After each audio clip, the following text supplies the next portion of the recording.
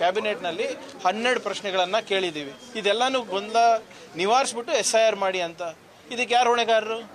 ಈಗ ಜನರಲ್ಲಿ ಇವತ್ತು ಆತಂಕ ಇದೆ, ಸಂಶಯ ಇದೆ, ಈ ಇಡೀ ಪ್ರಕ್ರಿಯೆ ಬಗ್ಗೆ ಒಂದು ಅನುಮಾನ ಇದೆ ಅಂದರೆ ಜವಾಬ್ದಾರಿ ಯಾರು? ರಾಜ್ಯ ಸರ್ಕಾರನ? ರೂಲ್ಸ್ ನಾವು ಮಾಡ್ತೀವಾ? ಲಾಜಿಕಲ್ ಡಿಸ್ಕ್ರಿಪೆನ್ಸಿ ಅಂದರೆ ಏನು ಅಂತ ಕೇಳಿದ್ರೆ ಅವ್ರ ಹತ್ರನೇ ಉತ್ತರ ಇಲ್ಲ.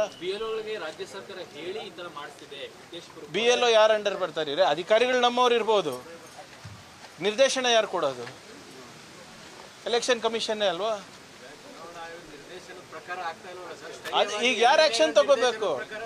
ಆಯ್ತು ಸರ್, ನೀವು ಇದು ಹೇಳ್ತೀರಾ ನೋಡಿ. ಎಲ್ಲರೂ ಕೂಡ MLAಗಳಿರ್ಬೋದು, BJP MLA ಇರ್ಬೋದು, ಕಾಂಗ್ರೆಸ್ MLA ಇರ್ಬೋದು, ಎಲ್ಲರೂ ಕೂಡ ಇದಕ್ಕೆ ಶ್ರಮಿಸ್ತಾ ಇದ್ದಾರಲ್ವಾ? ಯಾಕೆ? ಮತದಾರರಿಗೋಸ್ಕರ. ಈಗ ಅದಕ್ಕೆ ಮಾನದಂಡ ಇದೆ, ನೀವು ಹೇಳ್ದಂಗೆ ಫೋಟೋ ಹಾಕಬಾರ್ದು. ಇದು ಕೆಲವು ಶಾಸಕರು ಮಾಡಿದ್ದಾರೆ. ಜಯನಗರ್ನಲ್ಲಿ ಏನಾಯ್ತು ಸರ್? ಜಯನಗರ್ನಲ್ಲಿ ನಮ್ಮ ಶಾಸಕರು ಇರೋದಾ? BLO ಯಾರಿರೋದು?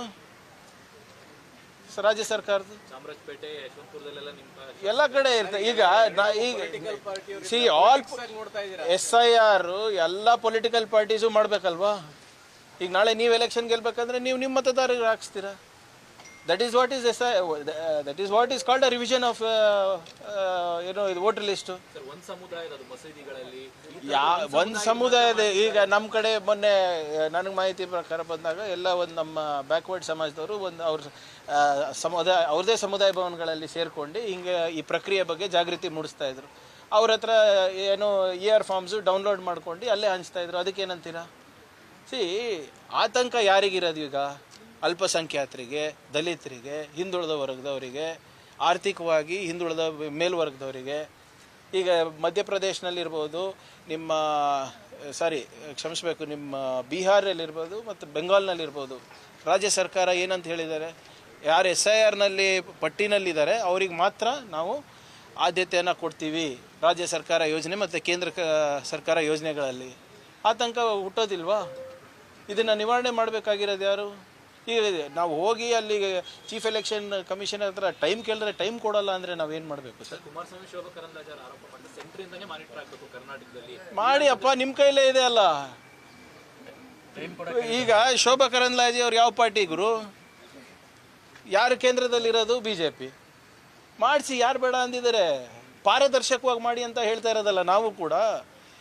ಭಾಳ ಸ್ಪಷ್ಟವಾಗಿ ನಮ್ಮ ಕ್ಯಾಬಿನೆಟ್ ನೋಟ್ನಲ್ಲಿ ಅಥವಾ ಮನವಿನಲ್ಲಿ ಏನಿದೆ? First line, we are not against revision of voter list of any kind.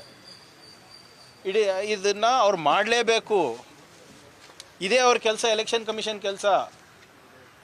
ಒಂದು ಒಳ್ಳೆ ಮತದಾರರ ಪಟ್ಟಿ ಕೊಡಬೇಕು, ಚುನಾವಣೆ ಸರಿಯಾಗಿ ನಡೆಸಬೇಕು. ಇದು ಬಿಟ್ಟರೆ ಬೇರೆದೇನು ಕೆಲಸ ಇಲ್ಲ ಅವ್ರದ್ದು. ಪಾರದರ್ಶಕವಾಗಿ ನಡೆಸ್ರಿ, ನಮ್ಮ ನಾಗರಿಕರನ್ನು ಇನ್ಕ್ಲೂಡ್ ಮಾಡಿ, ಯಾರನ್ನು ಮತದಾನದ ಹಕ್ಕಿಂದ ದೂರ ಇಡಬೇಡಿ. ಅದಕ್ಕೆ ಕೆಲವು ಪ್ರಶ್ನೆಗಳನ್ನು ಕೇಳಿದ್ವಿ, ಅದಕ್ಕೆ ಉತ್ತರ ಕೊಟ್ಟರೆ ಮುಗ್ದೇ ಹೋಗ್ತದಲ್ಲ ಸರ್. ಈ ಆತಂಕ ಸೃಷ್ಟಿ ಮಾಡ್ತಾರೆ ಅದು ರಾಜ್ಯ ಸರ್ಕಾರಗಳ, ಕಾಂಗ್ರೆಸ್ ಪಕ್ಷನ. ವಾಟ್ ಈಸ್ ಎಲೆಕ್ಷನ್ ಕಮಿಷನ್ ಅವ್ರು ಏನು ಕತೆ ಕಾಯ್ತಾ ಇದ್ದಾರಾ?